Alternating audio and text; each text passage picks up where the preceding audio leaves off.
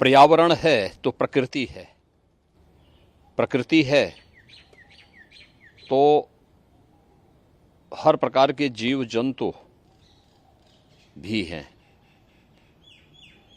आज विश्व मानवता के सामने बहुत बड़ा संकट है, चैलेंज है ये ग्लोबल वार्मिंग का। और इस समय आप देख भी रहे होंगे कि टेम्परेचर इस सीजन में कैसे 50% को भी 50 डिग्री सेल्सियस को भी क्रॉस करते हुए आगे बढ़ रहा है।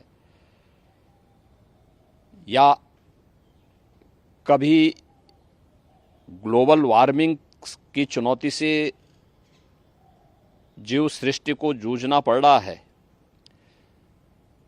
कभी ग्लोबल कूलिंग से कहीं पे अतिवृष्टि है तो कहीं पे अनावृष्टि भी है।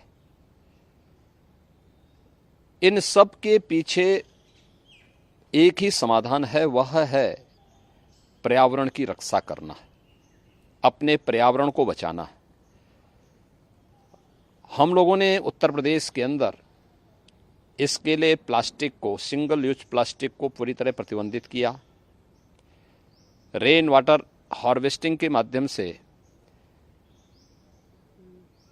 जो भी बरसात की हर बूंद पानी को संरक्षित किया जा सके, ग्राउंड वाटर के लेवल को मेंटेन किया जा सके। और प्रतिवर्ष हम लोग करोड़ों की संख्या में वृक्षारोपण का कार्यक्रम जुलाई प्रथम सप्ताह में जब वन महोत्सव होता है इस अवसर पर करते हैं। स्वाभाविक रूप से वृक्षारोपण हर व्यक्ति, 140 करोड़ की आबादी भारत में रहती है, उत्तर प्रदेश में 25 करोड़ की आबादी रहती है। अगर ये 25 करोड़ की आबादी प्रतिवर्ष एक एक पौधा लगा करके उसका संरक्षित करके उसको आगे बढ़ाने में योगदान दे तो अपने पर्यावरण को हम सुरक्षित रख पाएंगे। दूसरा, सॉलिड एंड लिक्विड वेस्ट के प्रॉपर निस्तारण की व्यवस्था भी करना। सॉलिड वेस्ट का देसी मॉडल हमारे गांव में खाद का गड्ढा हुआ करता था। समय के अनुरूप उन पे बहुत सारों पर कब्जे हो गए। सरकार ने एंटी भूमाफिया टास्क फोर्स के माध्यम से भी उन्हें हटाने के लिए कार्रवाई प्रारंभ की। काफ़ी बड़ी सफलता भी प्राप्त हुई, लेकिन अभी इस पे बहुत कुछ किए जाने की आवश्यकता है। ऐसे ही हमें सॉलिड वेस्ट के प्रॉपर निस्तारण के साथ ही लिक्विड वेस्ट के लिए भी देसी मॉडल को डेवलप करना होगा।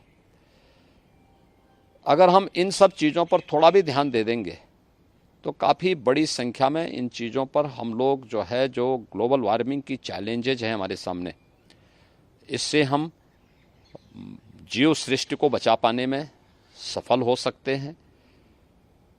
वृक्षारोपण की अवैध यानी वनों की अवैध कटान या प्रकृति को किसी भी स्तर पर पहुंचाए जाने वाले नुकसान को हमें हर हाल में रोकना होगा, अन्यथा यह विश्व मानवता के लिए एक संकट खड़ा करेगा।